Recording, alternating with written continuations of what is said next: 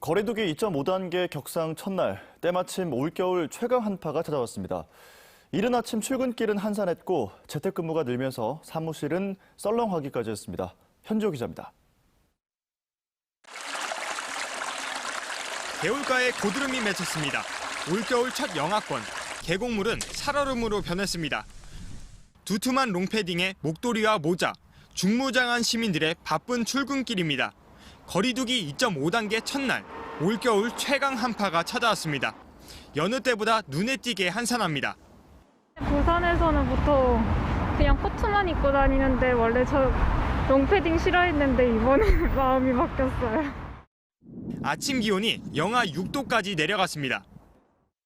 현재 시각이 오전 8시가 조금 안 됐는데요. 이곳 산책로엔 출근 시간 전에도 운동하러 나온 사람이 많았는데 오늘은 강추위 탓에 좀처럼 사람을 찾아볼 수 없습니다. 사무실도 썰렁하긴 마찬가지. 권고사항이긴 하지만 일터마다 재택근무자가 늘고 있습니다. 거리두기 2.5단계는 3분의 1 재택근무가 권고사항입니다. 특히 최근 자가격리자가 폭발적으로 늘면서 재택근무까지 늘려야 하는 일선구청은 출근 직원들의 업무 부담이 가중되고 있습니다. 점검부서라든지 보건소에 파견 아침이 많아가지고 그렇게 나가 재택을 해버리면 안 돌아가요. 민원 응대를 해야 되고. 뚝 떨어진 기온과 건조한 대기는 바이러스가 전파되기 매우 쉬운 환경입니다. 기상청은 이번 주말까지 강추위가 이어질 걸로 전망하고 있습니다. 때문에 이번 주가 3차 대유행의 최대 분수령이 될 수 있습니다. MBC 뉴스 현지호입니다. 요양병원에서의 코로나19 연쇄 감염이 끝도 없습니다. 인창 요양병원에서 20일 동안 109명이 확진됐는데요. 또 다른 요양병원에서 집단 감염이 터졌습니다. 부산시는 뒤늦게 요양병원 종사자에 대한 사적 모임 금지 명령을 내렸습니다. 김인아 기자입니다. 동구 제1나라 요양병원에서 환자 4명과 종사자 6명이 확진됐습니다. 환자와 종사자 500명 전수검사 과정에서 9명이 추가 감염된 겁니다. 20일간 연쇄 감염이 이어지고 있는 동구 인창요양병원은 누적 환자가 109명에 달합니다. 사상구 학장 성심요양병원도 모두 31명이 감염됐습니다. 요양병원은 지난 3월부터 가족면회가 금지됐기 때문에 이런 집단 감염은 직원들에 의한 연쇄 감염 가능성이 큽니다. 요양병원 근무자들에 대한 방역 수칙들에 대한 교육들을 강화하고 있으나 워낙 요양병원이라는 공간이 많은 분들이 밀집되어 있고 또한 어르신들이 수발에 어려움이 있다 보니 이 방역 수칙이 엄격하게 지켜지기가 어려운 상황인 것 같습니다. 지난 10월 햇드라 요양병원 집단 감염 당시 직원들의 마스크 착용이 문제가 됐음에도 부산시는 이제서야 종사자들의 사적 모임을 금지하는 행정명령을 내렸습니다. 햇드락 사태 이후 153개 요양병원을 점검해 방역수칙을 제대로 지키지 않은 18건을 적발했지만 현장 지도로 끝냈습니다. 한편 부산에도 임시선별진료소 6곳이 다음 주 가동됩니다. 전파력이 강한 무증상 환자들에 대한 선제 검사를 확대하겠다는 겁니다. 현재 코로나19 대유행의 기세를 끊기 위해서는 무엇보다 진단검사의 폭을 늘려 무증상 감염자를 신속하게 찾아내는 것이 중요합니다. 이를 위해 우리 시는 보건소의 검체 채취 요원을 114명 정원하여 진단검사 역량을 높이고 부산대병원이 호흡기 센터의 신 2개 병상을 코로나 전담 병상으로 전환하기로 해 현재 5개밖에 남지 않은 중증 병상은 겨우 숨통이 트였습니다. MBC 뉴스 김나입니다. 부산시장 보궐선거가 110여일 앞으로 다가오면서 국민의힘 예비후보들의 출마가 잇따르고 있습니다. 하지만 민주당 후보군은 별다른 움직임이 없어 대조를 보이고 있습니다. 민성빈 기자의 보도입니다. 국민의힘 박형준 전 의원이 부산시장 보궐선거 출마를 선언했습니다. 산학 협력도시 조성과 청년 주거 문제 해결 등 공약을 제시하며 부산 시민들의 삶에 힘이 되는 시장이 되겠다고 약속했습니다. 부산시장 선거만 이긴 후보가 아니라 서울시장 선거에도 도움이 될 정권교체에 희망을 주는 후보가 되겠습니다.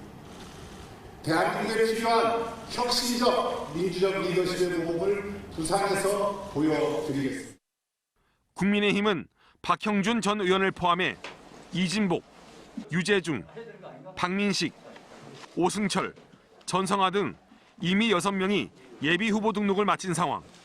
여기에 이현주 전 의원이 이번 주 출마를 예고하면서 경선 분위기가 달아오르고 있습니다. 진보당 노정현 부산시당 위원장도 일찌감치 선거 전에 뛰어들었습니다. 반면 더불어민주당은 후보군이 별다른 움직임을 보이지 않고 있습니다. 오히려 유력 후보 중 하나로 꼽히던 김혜영 전 최고위원은 불출마를 선언했습니다. 정치적 득실보다는 부산의 부활을 위한 비전에 대해서 분명한 확신이 섰을 때 도전하는 것이 부산 시민들에 대한 예의이자 또 책임 있는 정치인의 자세라고 생각합니다. 김영춘 국회 사무총장, 변성환 부산시장 권한대행, 박인영 시의원 등이 거론되고 있지만 모두 공직자들이어서 당의 경선 일정 확정 전까지 쉽게 거취 표명을 못하는 것으로 분석됩니다. 예비 후보 등록으로 사실상 선거전이 시작됐지만 여야 후보군의 열기는 극과 극의 대비를 보이고 있습니다. MBC 뉴스 민성빈입니다. 이르게 찾아온 추위의 기세가 만만치 않습니다. 오늘 아침 부산은 기온이 영하 5도까지 떨어졌는데요. 강추위는 내일 낮부터 한풀 꺾이겠고 건조주의보는 계속되겠습니다. 자세한 날씨 정민경 기상캐스터가 전합니다. 오늘도 한겨울 옷차림하고 나오셔야겠습니다. 부산의 아침 기온은 영하 5도, 체감온도는 영하 8도 안팎으로 춥습니다. 낮에 기온이 오르더라도 3도에 머물며 이맘때 기온을 크게 밑돌겠고요. 강추위는 내일 아침까지 계속되겠습니다. 현재 눈구름이 발달한 호남 서해안과 제주 산지로는 눈이 오고 있고요. 경남 서부 내륙에도 아침까지 눈이 날리는 곳이 있겠습니다. 그 밖에 부산을 비롯한 동쪽 지역은 연일 맑은 가운데 대기가 건조합니다. 건조특보가 확대 강화된 만큼 화재 예방에 유의하시기 바랍니다. 이어서 자세한 지역별 기온 살펴보겠습니다. 오늘 아침 내륙을 중심으로는 추위가 더 심해서 현재 기온이 영하 10도 안팎까지 떨어졌습니다. 낮 기온은 영상권을 회복하겠지만 여전히 이맘때보다 추운 날씨가 계속되겠습니다. 한낮에 부산과 양산이 3도, 울산 1도, 합천과 창원이 2도에 그치겠습니다. 바다의 물결은 동해남부 먼바다에서 최고 3.5m까지 높게 일겠습니다. 내일 아침까지 강추위가 이어지겠습니다. 매선 추위는 내일 낮부터 한풀 꺾이겠지만 주말에 기온이 다시 영하권으로 떨어지겠습니다. 날씨였습니다.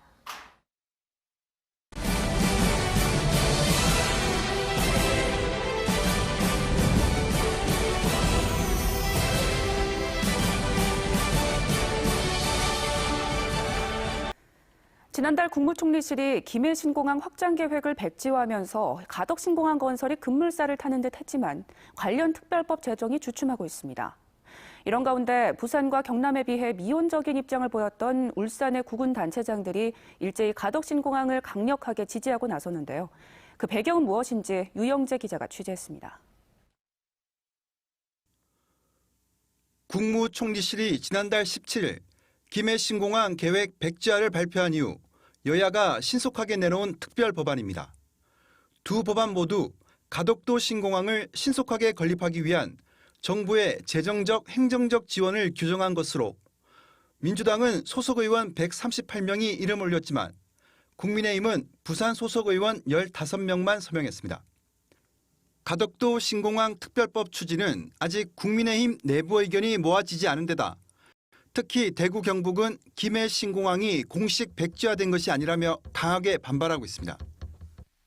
지역 간 갈등만 촉발하게 될 이 같은 위험천만한 정치 행사는 토건 사업을 앞세운 구시대적 정치 선동에 지나지 않을 것임을 깊이 각성해야 한다. 이런 가운데 울산 5개 구군 단체장들이 가덕도 신공항을 공식적으로 지지하고 나섰습니다. 이들 중 4명은 민주당 출신이고 당적이 없는 남구청장 권한대행까지 기자회견에 가세했습니다. 국회 발의 중이기도 하거니와 지금 정부에서도 여론을 이렇게 수렴하는 과정이고 이때에 우리 울산도 입장을 내어놔야 되지 않겠나. 조만간 송철호 울산시장도 가덕도 신공항을 적극 지지하는 공식 입장을 밝힐 것으로 알려졌습니다. 내년 재보궐선거를 앞두고 부산 가덕도 신공항을 밀고 있는 민주당에 힘을 실어주기 위한 행보로 풀이됩니다. 앞서 이달 초 김경수 경남도지사는 국회와 적극 협력해 신공항 특별법이 통과되도록 하자고 언급하며 가덕도 신공항을 본격적으로 밀기 시작했습니다. 가덕도 신공항 문제로 인해 경남권과 경북권이 그동안 유지해오던 협력 관계가 틀어지는 것 아닌지 하는 우려도 나오고 있습니다. MBC 뉴스 유영재입니다. 부산, 울산, 경남 지역의 토목, 교통, 도시계획 등 4개 학회가 어제 부산 상공회의소에서 기자회견을 열고 가덕 신공항 건설 지지를 표명했습니다. 불경학회는 가덕도 신공항 반대 세력이 20조 원 공사비가 든다는 허위 정보를 퍼뜨리고 있다며 부산시의 공사비 7조 5천억 원 산정 방식은 적합하고 추가 비용도 매우 제한적일 것이라고 밝혔습니다. 또 해일 피해, 부등치마 같은 기술적인 문제점은 충분히 대처 가능하다고 설명했습니다. 다음은 한 주간의 지역 경제계 이모저모 살펴보는 순서입니다. 경제메모 배범호 기자입니다. 한진중공업 인수전에 3개 컨소시엄이 뛰어들었는데 우려대로 조선업 유지보다는 개발 이익에 더 관심이 큰 것으로 보입니다. 이번 본입찰에 앞서 예비입찰에 참여했던 사모펀드 대부분이 합종 연행으로 컨소시엄을 구성해 인수전에 나선 겁니다.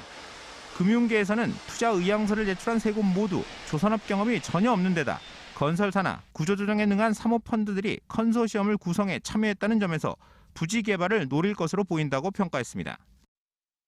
금사공단 업체들은 물리적 환경에 대한 불만이 가장 높으며 사상공단과 같은 재생사업이 필요하다고 생각하고 있는 것으로 나타났습니다.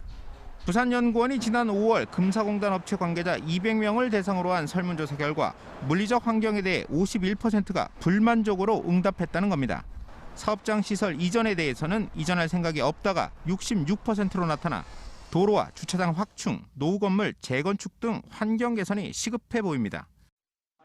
부산도 코로나19 확산으로 인한 사회적 거리 두기가 2.5단계로 강화되면서 지역 경제가 마비되고 있습니다. 문을 닫거나 영업을 일찍 끝내는 식당과 상점이 크게 늘었고 자영업자들은 생계가 막막하다며 거의 자포자기 상태입니다. 크리스마스와 연말 특수가 사라진 호텔과 마이스 업계는 예약 취소가 잇따르고 백화점 등 유통가에도 내방객이 줄면서 매출이 눈에 띄게 감소하고 있습니다. MBC 뉴스 배범호입니다.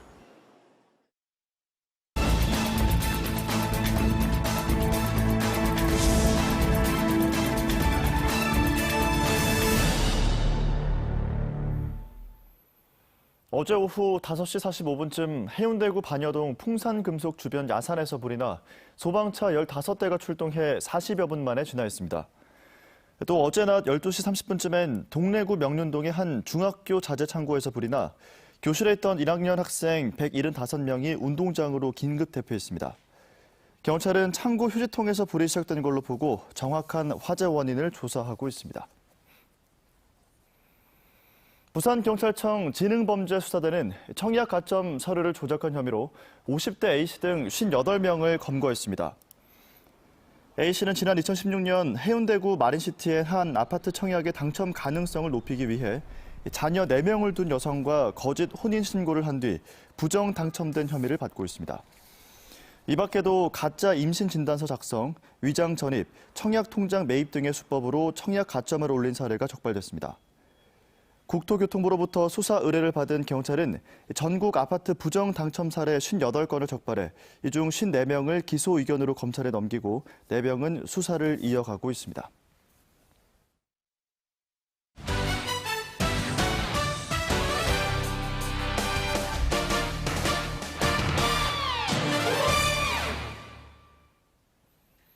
(7연승을) 거두며 상승세를 달리던 프로농구 부산 KT가 인천 전자랜드에 아깝게 졌습니다.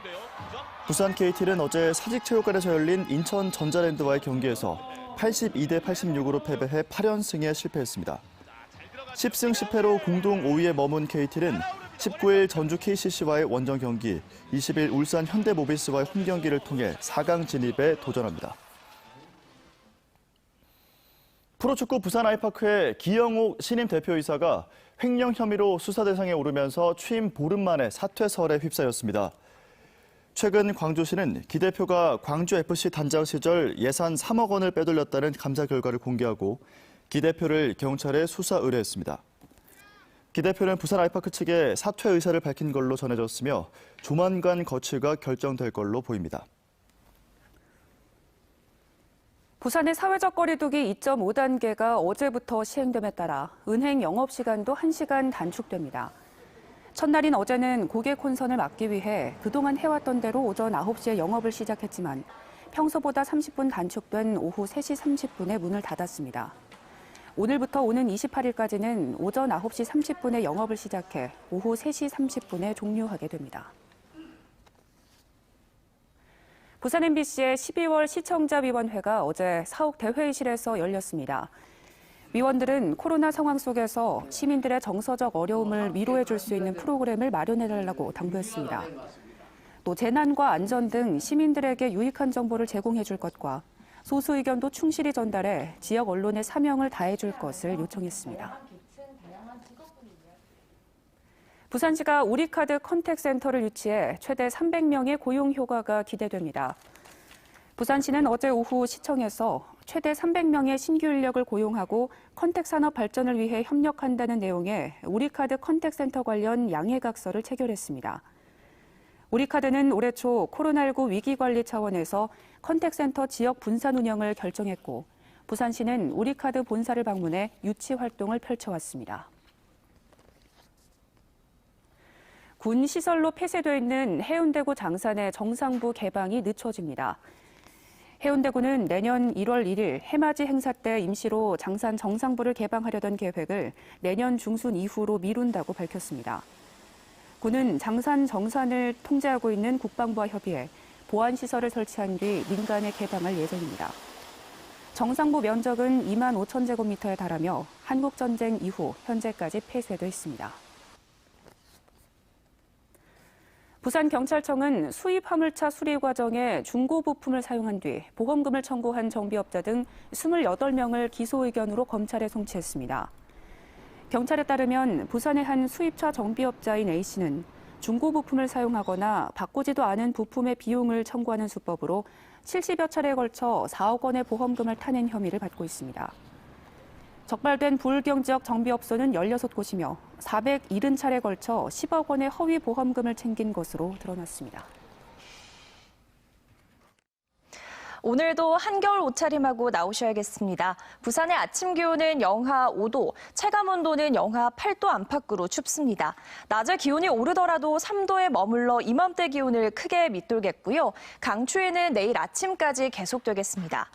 현재 눈구름이 발달한 호남 서해안과 제주 산지로는 눈이 오고 있고요. 경남 서부 내륙으로도 아침까지 눈이 날리는 곳이 있겠습니다.